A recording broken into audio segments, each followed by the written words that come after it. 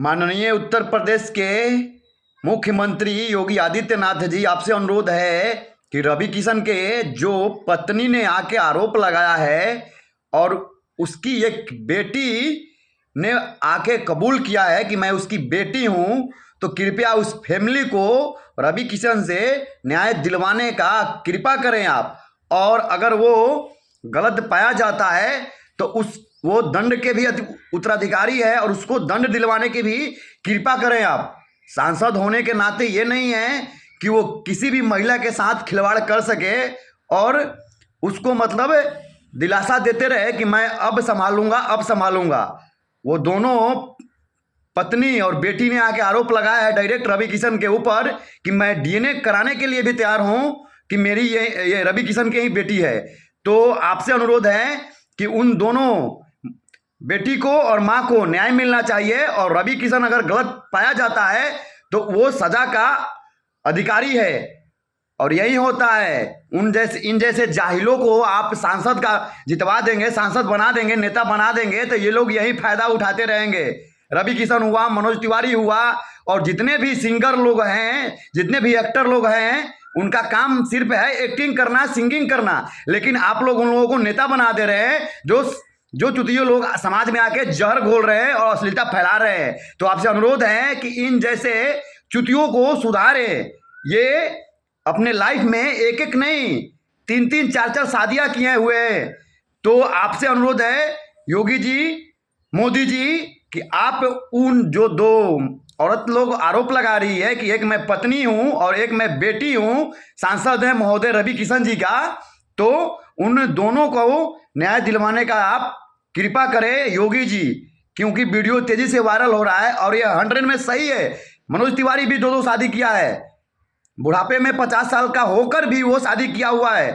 तो ऐसे ऐसे लोगों को जो समाज में अश्लीलता ही सिर्फ परोसते थे पहले, उनको हम लोग सांसद बना देंगे तो वो समाज में अश्लील काम ही करने के लिए फेमस होंगे और अश्लीलता का ही वो लोग बढ़ावा देंगे।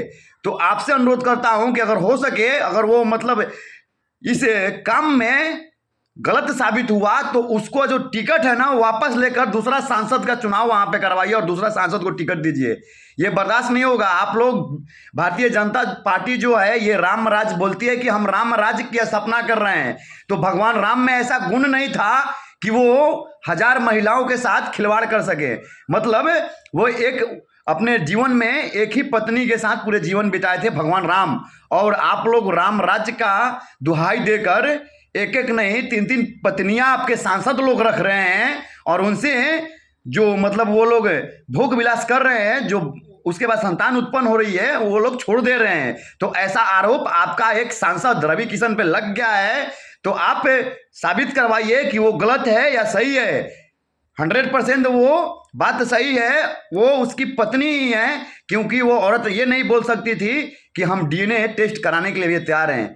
और आपसे अनुरोध है कि अगर ये मैटर सही निकलता है तो रवि किशन पे कार्रवाई कीजिए और 100% कीजिए, ताकि समाज में इन जैसे बातों का बढ़ावा ना हो और इन जैसे लोगों को, अगर कोई भी लोग ऐसा काम करने के लिए सोच रहे हैं तो उनको भी एक सबक मिले।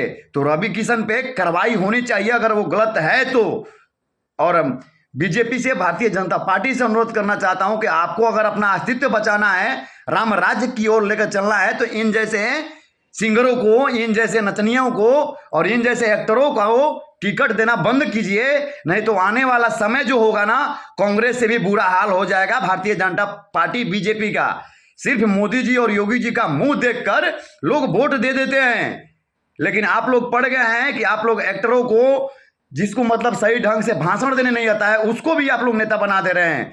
जो फिल्म में अश्लीलता परोस के आगे बढ़ा है, गाना में अश्लीलता परोस के आगे बढ़ रहा है, उसको भी आप लोग सांसद का टिकट दे दे रहे हैं, वो सांसद का चुनाव जीत जा रहा है। तो ऐसे ऐसे गलतियां करने से आप लोग दूर रहे, क्योंकि ये लोग चुनाव जीतने के बाद समाज में जाकर अश्लीलता ही फैलाएंगे। अभी निरहुआ आके बोला है कि अमरपाली मेरी बीबी है।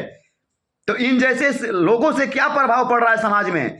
तो इन जैसे लोगों का आप लोग बहिष्कार कीजिए। नहीं करेंगे तो फिर जनता आपका बहिष्कार करेगी, ये ध्यान रहे। और रवि किशन पे कार्रवाई होना चाहिए। मैं 1000 बार बोल रहा हूं, अगर उसने गलत किया है तो उस पर कार्रवाई होना चाहिए।